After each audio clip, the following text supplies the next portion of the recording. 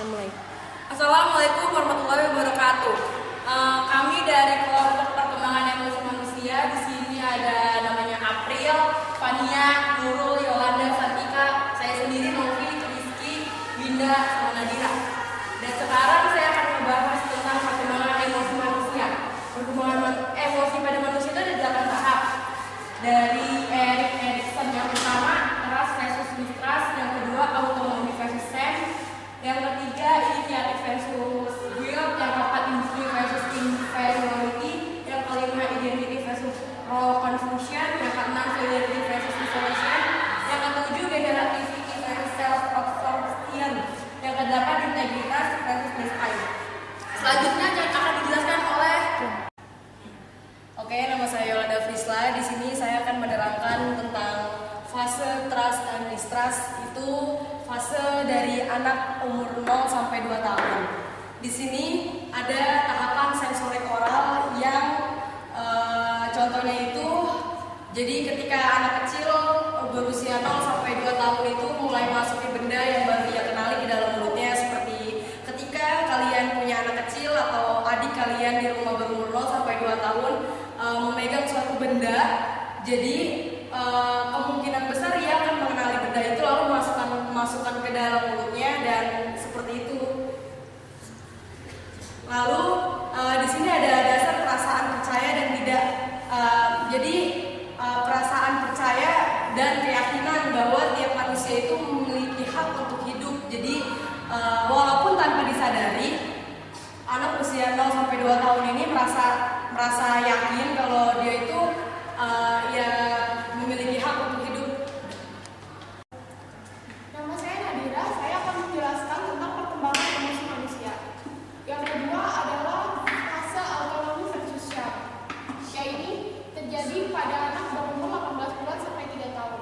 Pada fase ini, anak melakukan pengendalian diri, keberanian, dan keamanan. Selain itu, anak juga mempelajari perkembangan mental yang halus. Contohnya adalah latihan yang sangat terbaik, seperti toilet training. Toilet training itu adalah anak kecil belajar untuk ke toilet sendiri. Selain itu, contoh lainnya adalah pada fase ini, anak belajar untuk mengatakan tidak walaupun orang tuanya tidak menyukainya. Hal ini memberikan semangat pada anak. Saya Rizky Wijayanti akan menjelaskan fase berikutnya, yaitu fase inisiatif versus will, yaitu pada fase ini jadi pada anak usia 3 sampai 6 tahun. Nah, pada fase ini anak mulai memiliki gagasan dan mengutarakan isi pikirannya. Nah, pada masa ini tuh baik untuk belajar, dan masa-masa di mana anak-anak usia 3 sampai 6 tahun itu bermain. Dia senang untuk bermain, dan karakteristik yang menonjol pada fase ini yaitu dia penuh ide, terus mudah mengutarakan pendapat dan optimis. Dan apabila kalau misalnya keberhasilan yang ia dapat itu dapat membuat dirinya menjadi senang, tetapi kegagalan yang ia dapat menimbulkan suatu rasa bersalah yang berlebihan. Nama saya April Yolanda. Di sini saya akan menjelaskan tentang fase industri versus society. Di sini itu sejak usia 6 sampai 12 tahun. Nah, yang menganjak fase ini itu anak SMP, karena anak SMP itu sudah bisa menentukan jati dirinya, karena dia itu bisa menentukan mana baik mana benar. Nah, belajar tentang disiplin dan sedikit tanggung jawab. Nah, di sini tuh dia sudah misalnya dia melakukan suatu kerjaan PR atau gitu ya. Nah, dia tuh benar-benar ngerjain. Nah, karena itu tentang tanggung jawab dia sendiri gitu. Dan biasanya anak SMP itu lebih dekat dengan gurunya, karena guru itu sudah dianggap sebagai orang tua keduanya ya. Nama saya Fadila Kamila. Di sini saya akan menjelaskan fase 5, yaitu fase identity versus role confusion yang 12 sampai 18 tahun yang biasa disebut remaja. Di sini dijelaskan pada masa ini perkembangan tergantung pada apa yang kita lakukan. Itu contohnya bisa di dalam keadaan seorang anak remaja yang lagi mengerjain tugas, menurut dia tuh tugasnya itu tuh berat, yang bisa buat dia tuh stres atau kelelahan atau apalah. Nah, di suatu ketika di saat dia ngerjain tugas tuh ada orang yang menurut dia tuh mengganggu untuk mengerjain tugasnya, yang bisa membuat dia kontrol emosinya tinggi menjadi emosi seketika di saat dia lagi mengerjakan tugas. Nama saya Santika, saya akan menjelaskan fase ke-6 yaitu fase solidarity versus isolation, di mana pada umur 18 sampai 35 tahun akan menjelang dewasa. Di sini fase ini dia mempunyai emosi untuk kedekatan dan cinta. Jadi dia lebih mementingkan untuk kedekatan terhadap orang-orang dan mencari cinta yang untuk diri dia sendiri. Di sini ada dua, jika dia keberhasilan atau kegagalan. Jika keberhasilan, dia akan mencapai hubungan yang lebih jauh lagi di fase cinta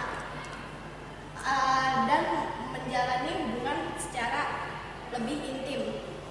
Jika kegagalan, dia akan merasa depresi dan menyendiri karena emosi keegoisan dia sendiri. Nama saya Nurul Syawati, saya akan menjelaskan tentang fase ke-7, yaitu fase generativity versus self-absorption. Di usia 35 tahun hingga 55 tahun, di masa ini ada dua faktor: masa berwenang yang diidamkan dan kebaikan masyarakat dan keluarga. Saya akan menjelaskan tentang masa berwenang yang diidamkan. Masa berwenang yang diidamkan adalah cita-cita dia yang sudah tercapai saat dia masih muda, dan saat ini cita-cita itu udah terwujudkan.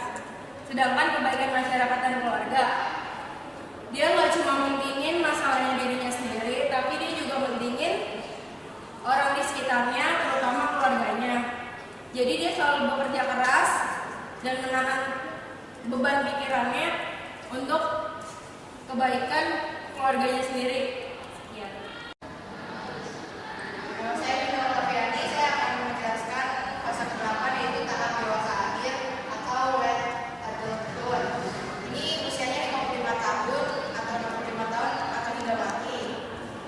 Terus ini ada pemahamannya integritas sama repair, integritas atau kebijaksanaan. Kekuatan dasarnya itu kebijaksanaan. Jadi di sini orang tua itu kan udah mengalami semuanya lah ya, udah selama hidupnya dia udah mengalami jatuh bangun ya kan, terus jadi dia udah bisa menerima semuanya dan bisa belajar gitu dari apa yang udah dialami sama dia, dan itu membuat dia bijaksana gitu. Terus di sini juga orang yang pada tahun ini juga sudah bisa menganggap kalau kematian itu akan datang gitu, jadi dia bakal bisa menerima itu semua. Ya, udah selesai semua tahap-tahap perkembangan emosi pada manusia.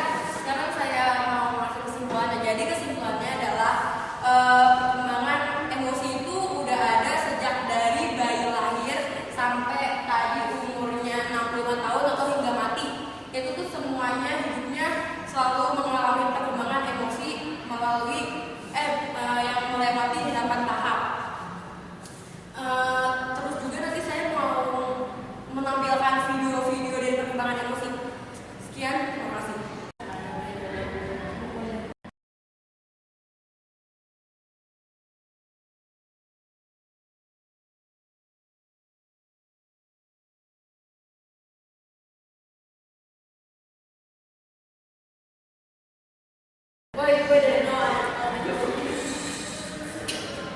Sekian presentasi dari kami.